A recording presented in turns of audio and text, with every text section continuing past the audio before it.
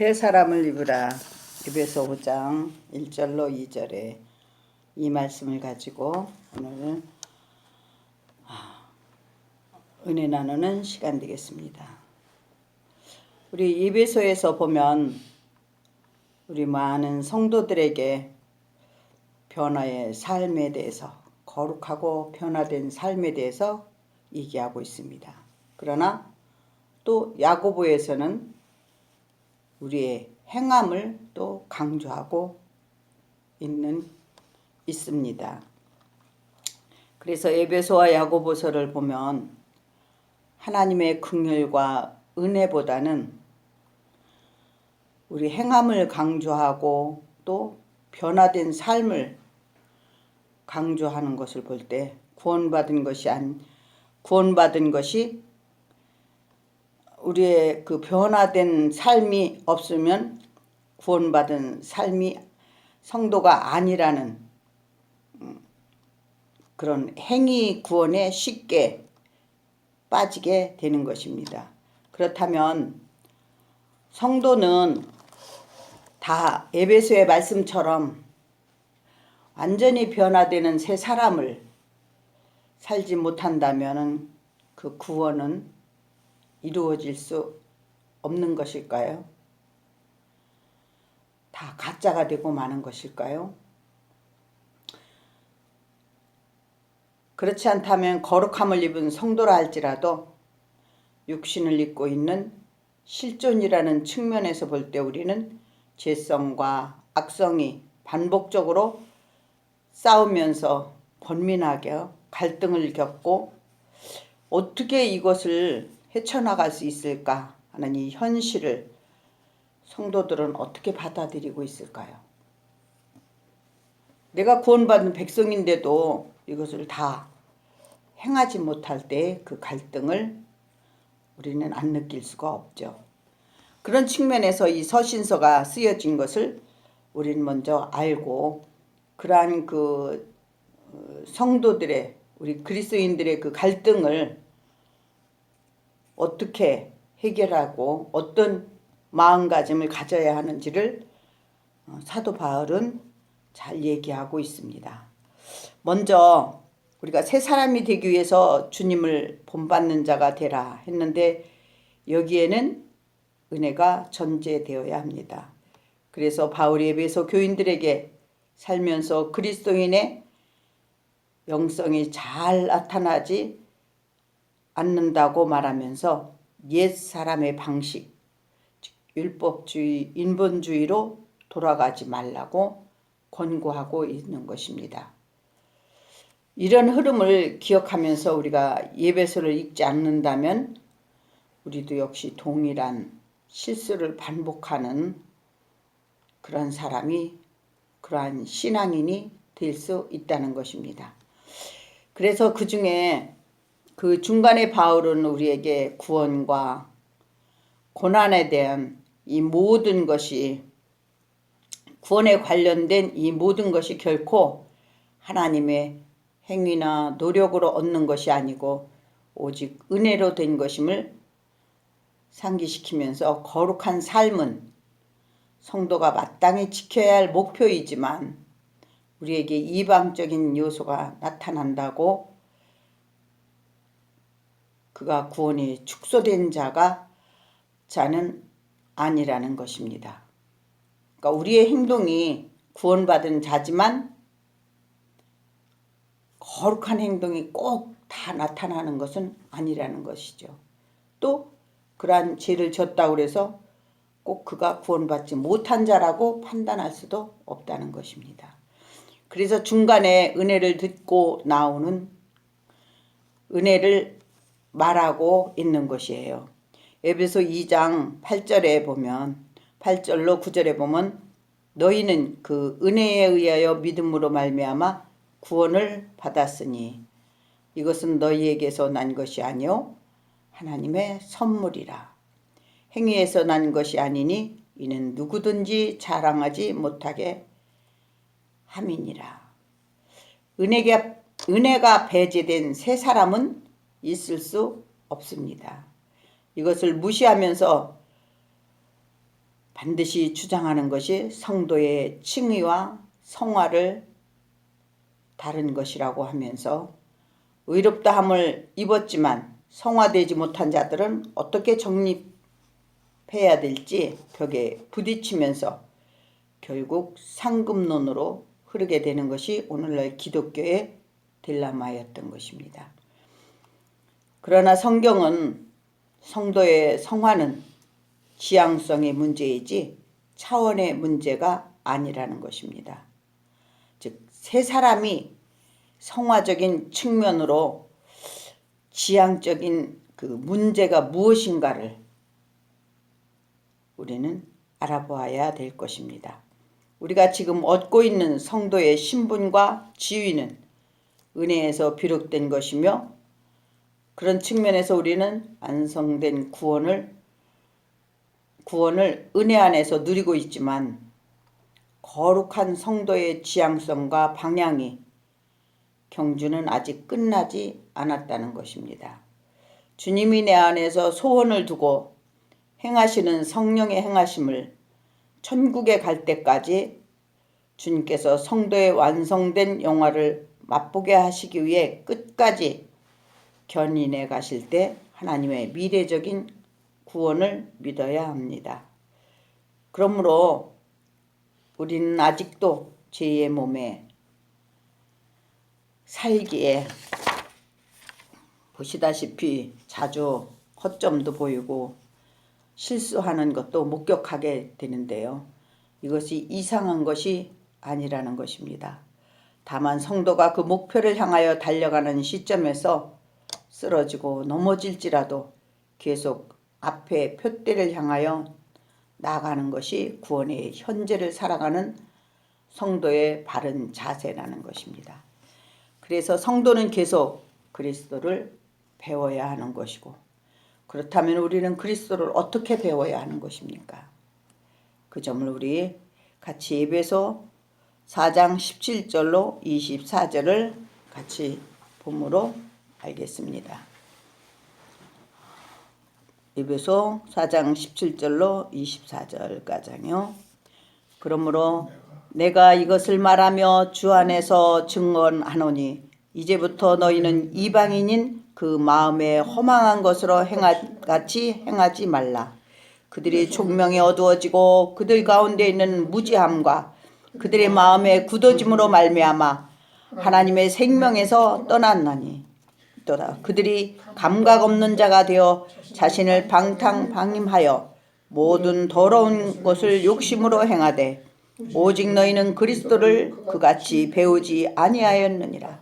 진리가 너희 안에 있는 것 같이 너희가 참으로 그에게서 듣고 또한 그 안에서 가르침을 받았을진데 너희는 유혹의 욕심을 따라 썩어져가는 구습을 따르는 옛 사람을 벗어버리고 오직 너희의 심령이 새롭게 되어 하나님을 따라 의와 진리의 거룩함으로 지으심을 받은 새 사람을 입으라.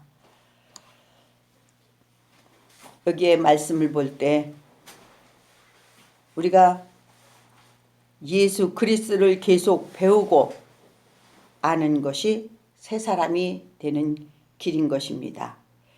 그러면은 그 예수를 알기 위해서는 먼저 새 사람은 지식의 문제인데 바로 골로새 3장 10절에 보면 새 사람을 입었으니 이는 자기를 창조하신 이의 형상을 따라 지식에까지 새롭게 하심을 입은 자라. 그래요. 우리 그리스도인들은 계속해요 반복적으로 배워야 한다는 것입니다. 그렇게 하여 주님과 나와의 간격을 날마다 발견하고 그 앞에서 나라는 존재가 함몰당하는, 즉 자기 부인당하는 경험이 나타나는 것이 매 순간순간 고백되어야 한다는 것입니다.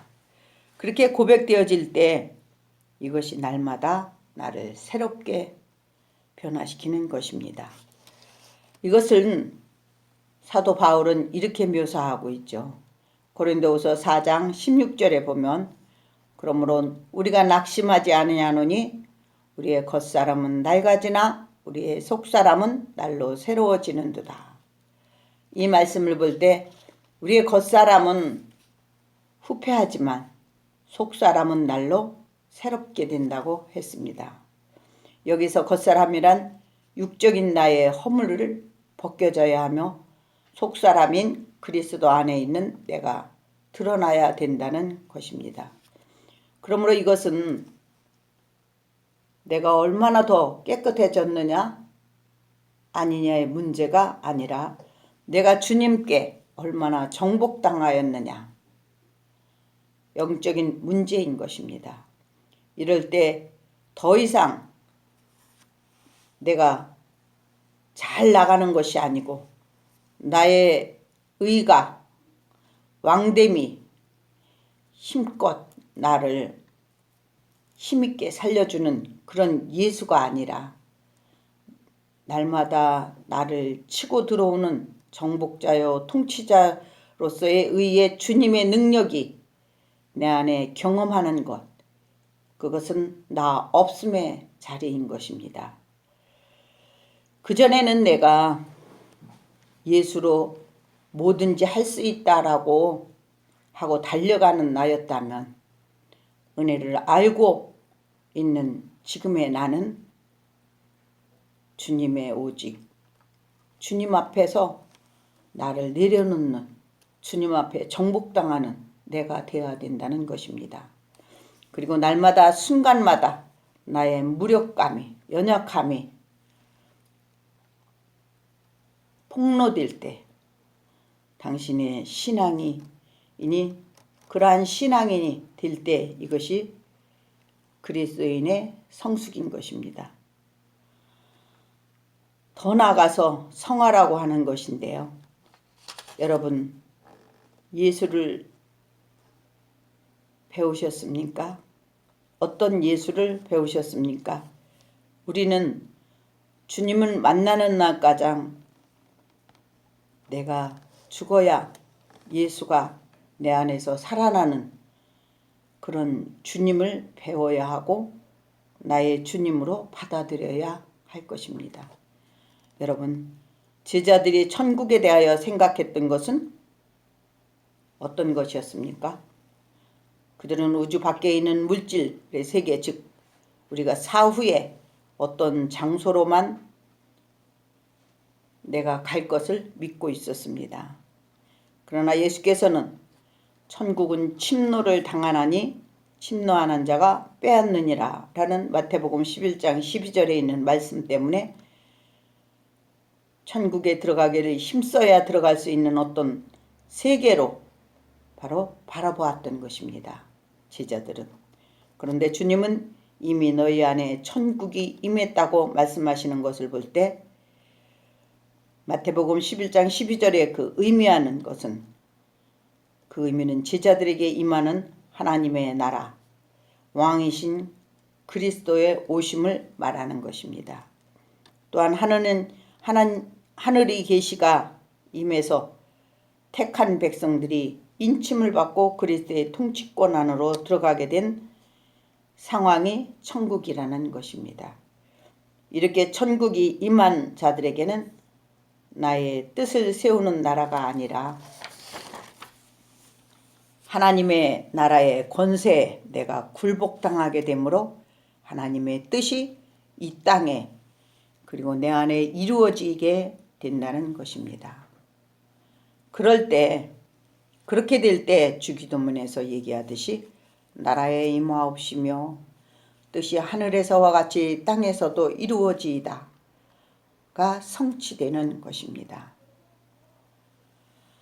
그럼에도 지금도 나의 주님의 뜻에 굴복당하지 못하고 내 뜻을 이루기 위해서 내게 능력을 달라고 또 나의 문제를 해결해 달라고 또 내가 이 세상에서 잘되게 꽃길만을 걷게 해달라고 그런 주님을 지금도 찾고 계십니까? 그렇다면 당신은 아직도 예수를 만나지 못한 것입니다. 에베소 4장 20절에 보면 오직 너희는 그리스도를 그같이 배우지 아니하였느니라 라고 얘기하고 있습니다. 이 말씀은 무슨 의미로 쓰여진 것인지 우리는 유의해야 할 것입니다. 오늘날 교회를 향하여 주님이 그리고 바울이 외칩니다. 너희가 그리스도를 잘못 배운 것이라고. 너희는 그리스도를 이렇게 배우지 않았다고 지금 책망하고 한탄하고 있는 것입니다. 우리가 배운 그리스도의 사랑은 무엇입니까? 우리가 이룰 수 없기에 예수님이 대신 짊어지신 것입니다. 그러나 그가 그의 율법 아래서 그러나 우리가 율법 아래서 있다는 것은 십자가를 지신 예수를 하늘에서 다시 끌어내리려고 함과 같은 것이고 부활과 십자가의 고난이 아무 소용이 없는 것입니다. 예수님의 사랑을 배운다는 것은 그분의 뜻이 무엇인지 알고 믿는 것입니다. 오늘 본문 5장 2절에 보면 그리스도께서 너희를 사랑하신 것 같이 너희도 사랑 가운데서 행하라.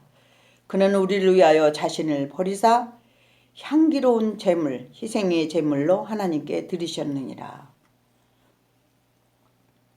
하나님의 사랑을 이야기하면서 자신을 제물로 드린 그리스도의 대속의 희생을 언급하신 것을 볼 때 그리스도인의 십자가를 빼놓고는 하나님의 사랑을 이야기할 수 없는 것처럼 우리가 구원을 얻고 의롭게 된 것은 다 그리스도의 십자가의 은혜가 우리를 덮으심임을 믿기 바랍니다. 그 믿음이 바로 세 번째로 우리가 알아야 할 하나님의 거룩한 칭의입니다. 그렇게 진리 안에서 새 사람이 되었다는 것은 보이는 내 모습이 변화가 되어서가 아니라 내 안에 예수가 있었기 때문임을 깨닫고 우리는 매 순간마다 하나님의 언약에 의해서 그리스도의 의와 진리가 거룩한 자로 나를 봐주신다는 것을 잊지 말아야 한다는 것입니다. 본문 24장에 보면 하나님을 따라와 진리의 거룩함으로 지으심을 받은 새 사람을 입으라 라는 말씀을 볼 때 24절 이렇게 하나님의 의가 세상에 나타나고 있다는 것을 로마서 1장 17절에서는 말씀하고 있습니다.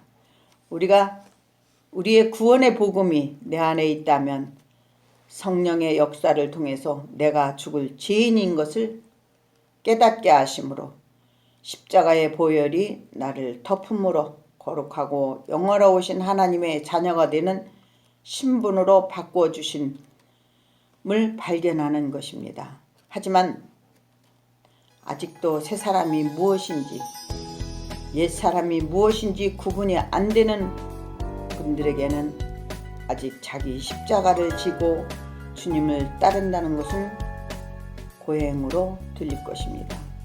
로마서 4장에서 아브라함에게 말씀이 임하여 믿음에서 믿음으로 이루고 믿음에서 의인인 칭의에 이른다고 말씀하고 있습니다. 우리가 흔히들 말하고 있죠. 내가 스스로 예수를 믿는 것처럼 말은 하지만 로마서 4장에서 보면 아브라함에게 말씀이 임함으로 믿음에서 믿음으로 이르렀다는 것은 하나님의 택하심이 있었기에 우리는 예수를 믿게 되었다는 것입니다. 이 말씀은 나 스스로가 하나님을 믿은 것이 아니라는 것이죠. 그래서 에베소 2장에서도 믿음은 은혜라고 하는 것입니다. 성경은 왜 그런데도 하나님의 은혜가 거저주신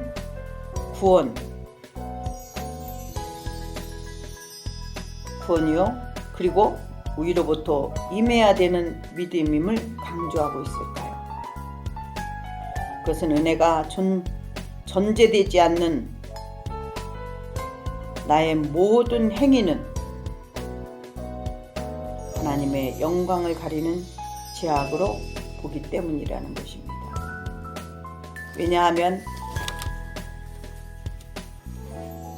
우리는 아무 공로도 없음에도 예수님의 십자가의 은혜로 거룩함을 입은 자로서 나에게 전가된 것을 믿으시기 바랍니다. 그러므로 그 의가 내 것이 아니라 예수 안에 있는 나를 의롭다 봐주시는 하나님의 칭의의 선언이기 때문에 우리가 심판을 받지 않게 되는 것이죠. 그래서 성경은 우리가 이 사실을 인정하지 않는 모든 믿음은 거짓이라고 말하는 것입니다. 하나님의 의가 우리 속에 나타나는 것은 내적인 믿음의 역사입니다. 물론 성령의 결과인 것이죠. 이것은 하나님의 법적 선언이요 우리의 신분의 변화입니다. 진리는 우리 율법의 성취를 위한 말씀이기 때문에 성도가 율법을 준수할 의무는 없지만 진리를 순종한 의무는 있습니다. 무슨 말씀이죠? 우리가 율법을 지켜야 할 법으로만 보면은 안 된다는 것이죠. 그래서 율법 아래 있으면 다 심판이거든요. 그런데 율법을 지켜야 할 진리로 보면 그것은 우리가 결국 하나님께 열심으로 도달해야 하는 우리의 목표 지점이 됩니다. 그러므로 인간이 지킬 수 없음을 아신 주님이 우리를 위해 십자가에 다 이루신 것으로 우리에게는 영생의 길에 들어갈 수 있는 길을 열어놓으시고 기다리고 계신 것입니다. 그러므로 구원은 율법으로가 아니고 로마서 2장 2절에서 얘기한 대로 진리로 심판하신다고 하셨습니다. 여러분, 진리는 내가 지키는 것이 아니라 우린 지킬 수 없기 때문에 예수님이 오시어 내 대신 지키시고 그 공로를 우리에게 전가해 주신다는 것이 복음인 것입니다. 이것을 믿는 것이 우리가 진리 안에 있는 것이요. 그럼에도 우리가 율법을 믿는다면 심판과 진노가 있을 것입니다. 그러나 진리 안에서 믿으면 하나님의 용서와 긍휼이 넘치는 곳이라면 이것이 바로 은혜의 복음인 것을 믿으시기 바랍니다. 그러나 율법으로 믿는다는 것은 어떤 조건이 수반되므로 그것은 곤욕이 따르며 내가 뜻을 다 지켜 행해야 한다는 부담감과 형식에 머무를 수 있지요. 사랑하는 여러분, 우리가 왜 기도하십니까? 지금도 무엇을 얻기 위해서 기도하십니까? 아니면 하나님이 주신 은혜가 감사해서 주님의 뜻을 구하십니까? 이것은 거룩함을 입은 새 사람이 된 자들에게 나타나는 반응입니다. 이처럼 하나님의 뜻을 지향하는 하나님의 백성들에게는 하나님께서 거룩하고 흠이 없게 보존해 주시겠다고 약속하신 것을 믿으시기 바랍니다. 끝으로 오늘 성경 데살로니가전서 5장 23절을 한번 같이 보시겠습니다. 평강의 하나님이 친히 너희를 온전히 거룩하게 하시고 또 너희의 온 영혼과 몸이 우리 주 예수 그리스도께서 강림하실 때 흠이 없게 보존되기를 원하노라. 우리는 항상 하나님의 돌보심을 믿고 그리스도를 아는 지식의 지향적인 지식과 지향적인 은혜로 나아가야 할 것입니다. 모든 영광 하나님께 돌려드립니다.